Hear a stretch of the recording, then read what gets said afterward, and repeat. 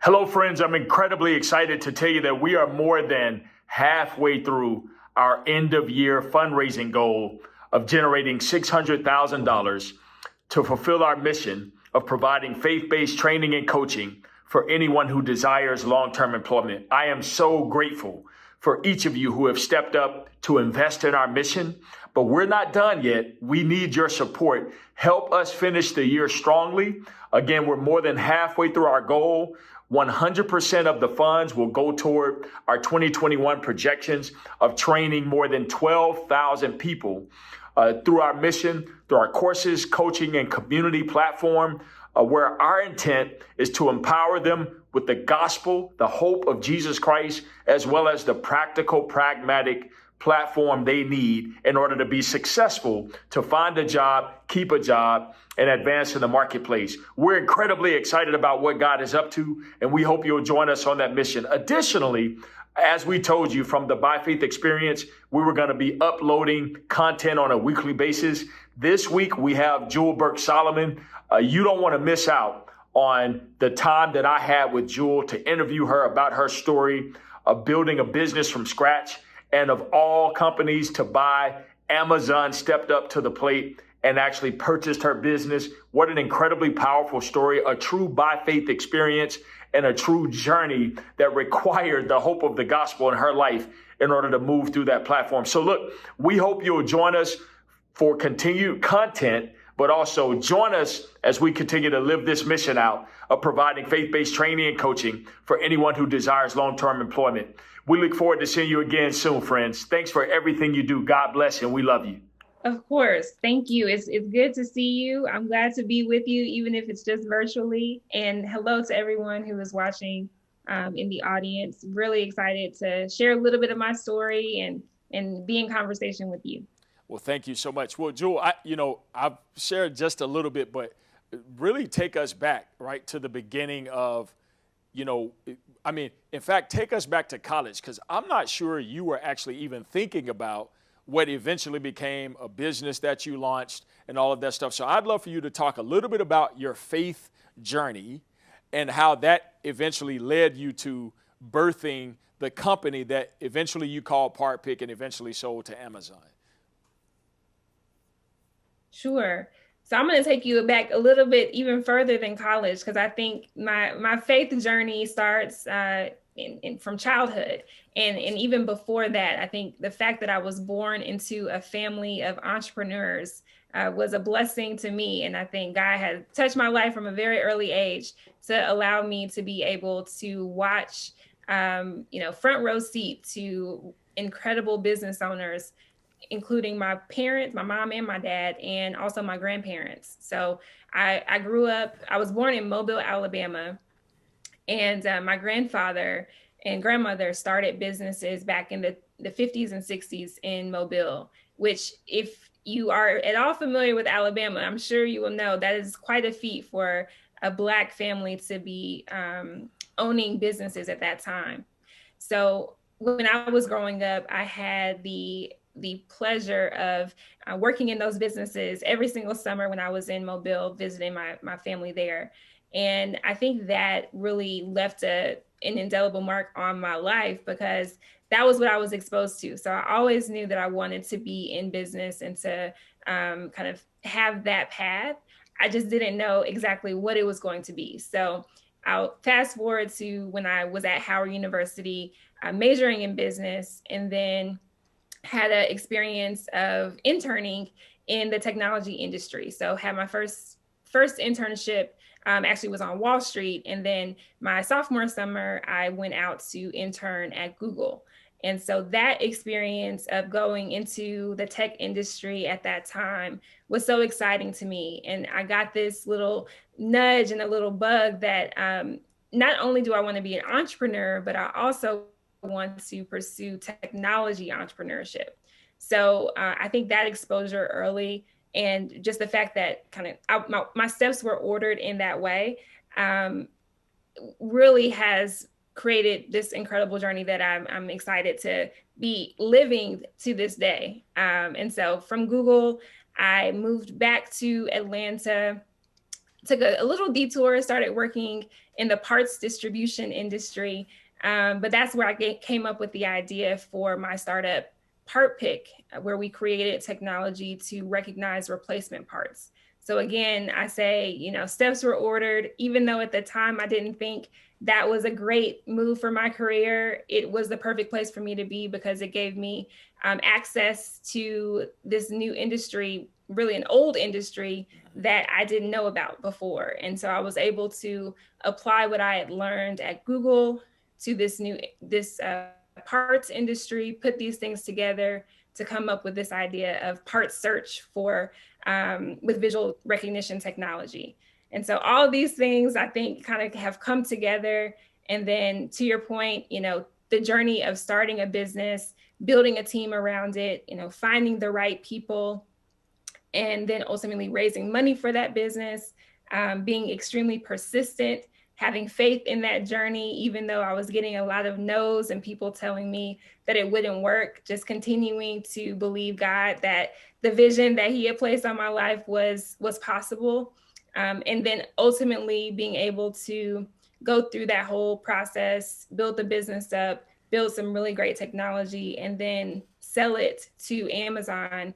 That whole journey, I think, would not have been possible without my faith. So I'm happy to be able to talk about it today in retrospect, but at the time it was certainly difficult. It was certainly one where I had to really rely on the fact that, again, I think I was purposed to do this work. And yeah, now I'm excited to be on the other side of that and now helping other entrepreneurs do the same thing. So Jewel, thank you so much for sharing that. And I want to ask you to go a little bit deeper on, the why behind, Part Pick, because the reality is you are super talented. You could have done a number of things. I mean, I remember when I met you, Part Pick was still in its conceptual stages. And I want to remind everyone, so I think you just recently turned 30, right? 31. Oh, that's right. A little older, yeah. Just 31. Yep. So you were 23 when you actually started Part Pick, right? Right. Wow, it's hard to think. I've known you for almost a decade. That's crazy. But I remember coming to the Google office in Atlanta, and you were hosting a workshop, and that's where I really had an opportunity to engage you, and you were helping startups, people in startup mode really engage Google products. And at that time, you were in conceptual stages, and I remembered you sharing, like, you were entering a space where you weren't totally familiar. You had the tech bug, but you had to truly rely on, the work of others to really help you overcome some of the learning barriers in that space, because you had initially a precipitous learning curve. So talk a little bit about, one, your courage to even step into that space. Like, why were you willing to do that? I'll stop there because I could ask 3 questions at once. Okay. Yeah, I was willing to do it because I knew that there had to be a solution to this problem that I was seeing in 2 ways. I saw it because prior to when you met me, when I rejoined Google, prior to that, I was working in a parts distribution company. And so my job was to receive calls from our customers. And many times I got escalations of customers who we'd sent the wrong products out to. So I knew based on those conversations that there was something wrong with the search process for these parts. So I had that experience. And then I also had this personal experience at the same time with my grandfather, where he was looking for a part for his tractor. He could not find this part. He called me to help him search for it. And I couldn't find it either. And I was working at a parts company. So I thought that was pretty ridiculous that I couldn't find this part for him. And that is really the thing that took it over the edge for me. My grandfather is the most dear person to me in my life. And so I really wanted to help him with this particular problem. And I wanted to make sure that he never had this problem again. So that was kind of they say the straw that broke the camel's back for me, that made me want to pursue the idea. And then it was one of those things where it was just so persistent. It kind of knocked me in the head when I came up with the idea. And then everything was I'm not going to say it was easy to jump out there and say, okay, I'm going to pursue this. I'm going to quit my job and do this full time without fully knowing how I'm going to do it. But it was just things coming together. So I always share, I came up with the idea on 12/12/12 on that date, and sent my mom an email and told her, hey, I have this idea. I'm thinking about pursuing it. Will you support me? And she said, absolutely. And what I was really asking was, if it doesn't work out, can I move back home?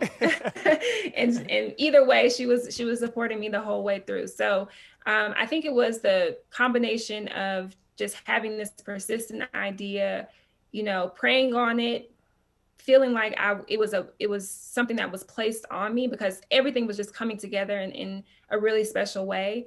And then having the support system, first of my family, then of, people that I was meeting, people that I was reaching out to help me with the idea, and building out a cohort, a team of people who had skills in areas where I didn't have skills, and were able to match my energy for this idea with their abilities to actually build it out.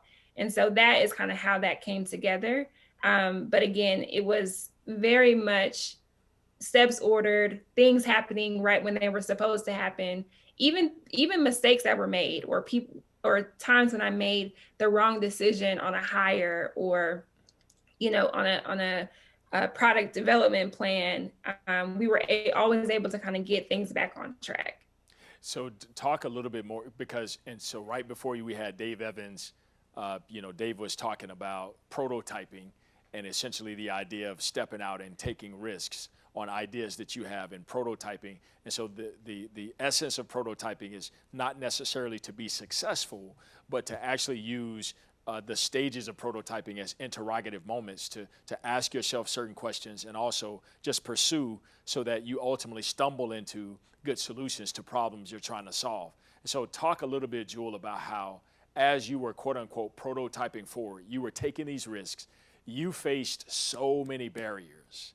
And I remembered you speaking one other environment that I had the privilege of inviting you to speak in, and I heard you share during that time that you were getting rejection, and you weren't sure if it was because you were a woman, you weren't sure if it was because you were young, or you weren't sure if it was because you were Black. In fact, I want you to be explicit about maybe even 2 or 3 meetings you had where there were things that were explicitly said to you that for the average person, it would have knocked them off their track, right? And they would have given up and just said, especially at your age, because you were so young, a lot of people at 23, 24 would have tossed it in. You kept going. So one, talk a little bit about, frankly, some of the explicit challenges that you faced. And then 2, what kept you going, and be a little bit explicit about that. Yeah, I definitely faced racism, sexism, a combination of both along the course of the journey, and still to this day.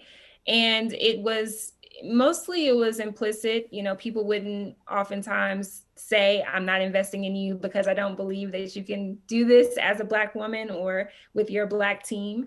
But sometimes it was very explicit. I mentioned probably in the last conversation that you saw me in, I talk about how one of the investors that I met with asked me a very direct question, which was, is your team still Black?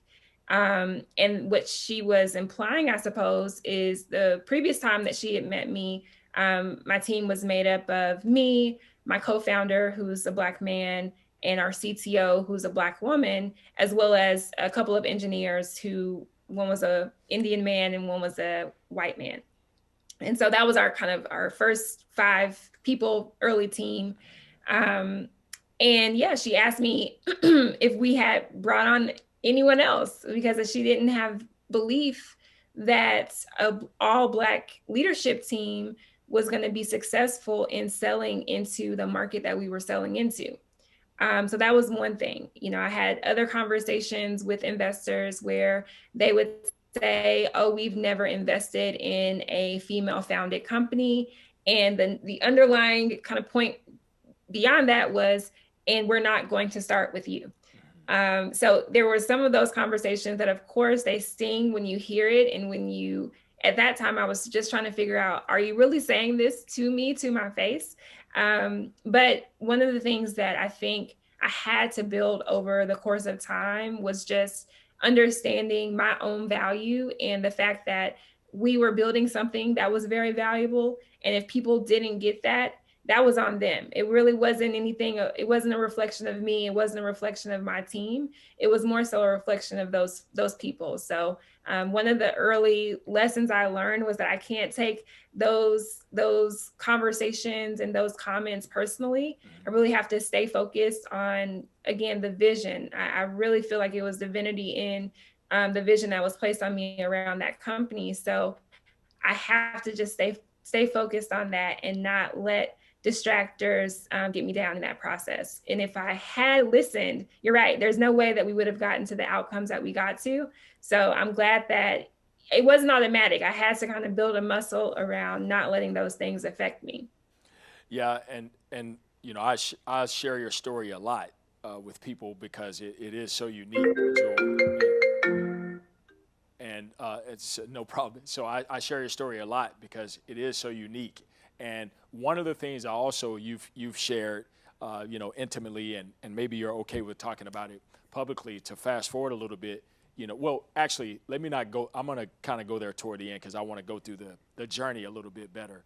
Talk a little bit about the you know, how Amazon found you. Like, I know the story, but I want to hear.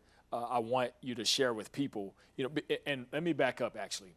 I want people to hear, what I really want people to hear in this is the importance of resiliency in your faith, right? Because regardless of, you know, I want to make sure people know that, you know, we're not trying to make a point about race, even though there is a point there about that. We're not trying to make a point about sexism or racism.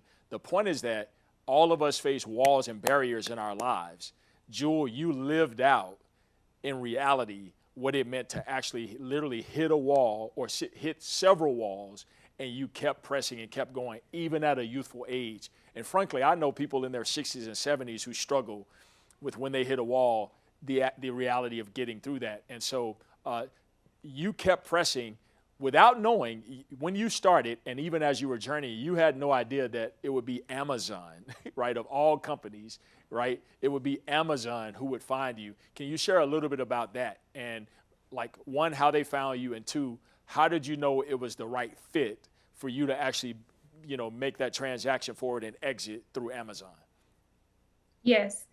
So I didn't know that it would eventually come to be that I sold the business to Amazon, but I did think about it. I share oftentimes that early on in the Part Pick journey, I did make a list, and I'm a big believer of kind of writing the vision, making it plain, you know, speaking things into existence. I did make a list of companies that I thought might be a good acquirers for Part Pick, and Amazon was at the top of that list. So when it came around that they were interested in purchasing the company, I had to remind myself that I did say that I would be interested in selling the business to Amazon. So I just wanted to put out that point. Sure. But I think it's really important to know how we came on their radar for an acquisition. So I wasn't in the market to sell the business. We were still relatively early in our journey. We were only about 4 years in.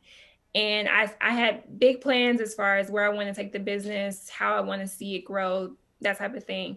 But at that time, I was really interested in elevating the profile of our CTO, Dr. Nashley Stephens, because, you know, she's a brilliant PhD from Georgia Tech, and, you know, had worked so diligently on the algorithms that went behind Part Pick and all the technology.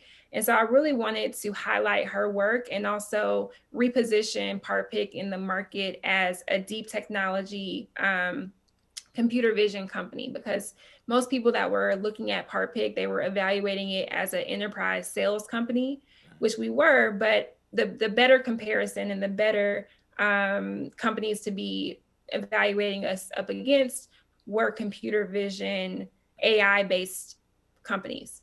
So in order to do this, I started to reach out to different conferences to get them to invite Nashley to come and speak. And one of the conferences that actually responded to me and did invite her was a deep learning conference in Boston. And she went and did her presentation on, threads per inch in a screw and how we detect it with our algorithms. And during her presentation, Amazon was in the room. Amazon corporate development was in the room. And so they go up to her afterwards and say, we really enjoyed the presentation. We love what you guys are working on. We'd love to follow up. So Nashley comes back to the office on Monday morning, and she just hands me a stack of cards of the people that she met at the conference. And so I'm kind of flipping through the cards, and then I land on Amazon, and I'm like, oh, what did they say? What did they want? And, I follow up with them, and that's really what kicked off the conversation for us to eventually get an offer to sell the business. And so I share that whole story to say, we weren't exactly in the market to sell, but it was an intentional effort to put Nashley sort of out there more so and make sure people understood how great the technology that we built was that led us to eventually to that sell and to getting on the radar of Amazon. So lots there, kind of a lot probably we can dive into. But one thing I will say is that the faith journey comes back into play through the acquisition. So that process of selling a company is the hardest thing I've ever done. Just the back and forth, and when you have such a deep connection to the business that you've built, and the proposition of having to sell it or give it to somebody else and to manage and to run, and thinking, are they going to treat it as well as you've treated it? Are they going to have the same type of respect to it? Are they going to care about the problem in the same way that you do? All of these things was what was in my head while I was going through this negotiation. And I really had to stay faithful through that journey because it was hard. It was really, really hard. Emotionally, it was challenging. From a skills perspective, it was challenging. I never negotiated on that level before. So, had to stay prayerful, find people that I could talk to who had been through the journey, and really rely on the fact that there was something better on the other side in order to get through that process. So I have two more questions in light of our time. And I forgot to tell you too, I don't know if I told you, but Nashley is actually the niece of a really, really good friend of mine. So I've actually spent quite a bit of time with Nashley. And she is in fact a genius. She, by the way, her PhD for everyone watching, Georgia Tech and in electrical engineering, right? So she really is a genius. And I've had the privilege of journeying with her. So as Jewel said, she had some dynamic people on her team, regardless of what the marketplace thought about her team at that time. So Jewel, two quick thoughts. One, and I know we don't want to get into a lot of detail around this, but just at a high level, if you don't mind, tell everybody what you're doing at Google at a high level, meaning the investment you're making. Also at a high level, talk a little bit about Collab, and then I'll ask you one final question after you talk about those two. Sure. So at Google, I lead Google for Startups in the US, which is our effort to connect the best products, people, and best practices of Google to emerging startup communities and founders. So our work is global, but I'm leading up our work in the US. So it's really been an incredible journey so far. I've been in the role since December and have had the opportunity to work with startup founders across the US. I've had a special focus in Atlanta, where I'm based, where we've been able to help accelerate 45 companies in a program that we're running called the Atlanta Founders Academy, as well as programs that we run called the Google for Startups Accelerators. So that's been incredible. It's really all about how do we help grow underrepresented startups in different ecosystems. So that's the Google for Startups work. I also am managing partner at Collab Capital, which is an alternative investment fund specifically investing in Black founded companies. And we really focus on how can we get them the best resources from a cash perspective, but also get them access to the networks that they need to grow their businesses as well. And we really think about entrepreneurs who will have an outsized impact on their communities. So it's not just our investment in the particular entrepreneur, but we really think about, once we invest in this entrepreneur, what will they do next? And so we're excited to be able to be kind of catalytic in communities that really need it, really need the business growth. And that's all the work I do is involved with helping and supporting entrepreneurs. And Jewel, I want to say, tip my hat to you, because again, I've known you for almost a decade, and I know the number of people who pull on you. I know that there are a lot of things you could have done with your talent. Magazine companies, modeling, all of that, right? I know all of that. You, at a young age, which I admire so much, because at your age, you've decided to devote the rest of your life to serving others. And so many people, frankly, people who are much older than you, but a lot of people would, on the backside of the transaction you had, it's like, hey, let me get more. And I remember you sharing, and I'll ask you to close with essentially sharing your story of what it was like on the day after the transaction, right, with Amazon. But I just want to publicly say I applaud you, because all the work you're doing, and you have been laser focused. I've admired the fact that if people call you and you don't feel that God is in the center of it, and it's not an opportunity to bless others who are underrepresented, other people who you feel like have, who have barriers, like you're like, nope, I don't even want to be a part of it. And so I respect so much the fact that at your age, you're able to be so deliberate about your decision-making around how you're going to add value. We're talking a few $100 million that you've been blessed at this point to steward in terms of blessing businesses and pouring into God's kingdom. You yourself are an angel investor. One of the first things you did was start investing in other businesses. You didn't go out and buy nice cars and all of that stuff first. You started looking for other people who looked like you and began to invest in them so that their story could be different from yours. And so I just want to make sure everybody publicly knows that when you see her on magazines and all of that, Jewel is the real deal behind the scenes. She is who she says she is. She's a strong Christ follower, devoted to her family, devoted to her community, and truly she's about her Father's business. Jewel, last thing, we have 3 minutes left. I want to ask you to just frankly give people hope and encouragement for people who have hit a wall in their lives. They've had a lot of success. They've had a lot of achievements, and they've maybe hit a wall and they're thinking about the what next. You've often shared about how on the day after you sold your company to Amazon, literally a life-changing transaction, you still had some things to work through. Can you share a little bit about that as we wrap up? Yes. And first, just thank you so much for all the kind words. And it's been a blessing to know you. I just want to publicly thank you for all that you've poured into my life over the years that we've known each other. But to the question, yes, the morning after, and really that whole week of the transaction, I was depressed.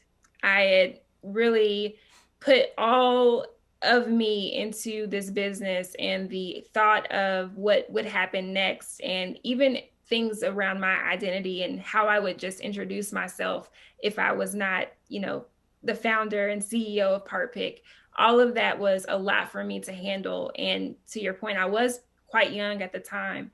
And I really had to pray my way out of that situation, out of that depression, but I also had to pair it with the tools that I think God gives us to move past mental health issues. So I got into therapy.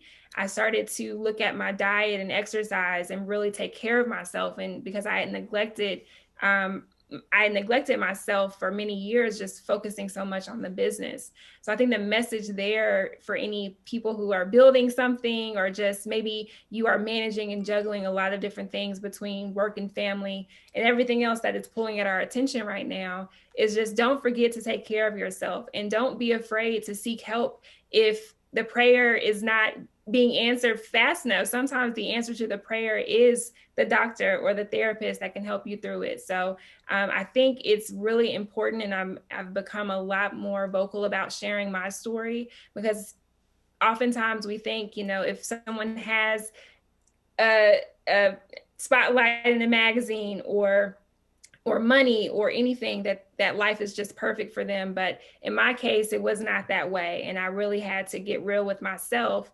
and get on my knees to let God know that I needed some help to get through that. And so it's still an everyday journey. I still am in therapy and still making sure that I'm in a process where I am prioritizing my mental health, my physical health, my emotional health.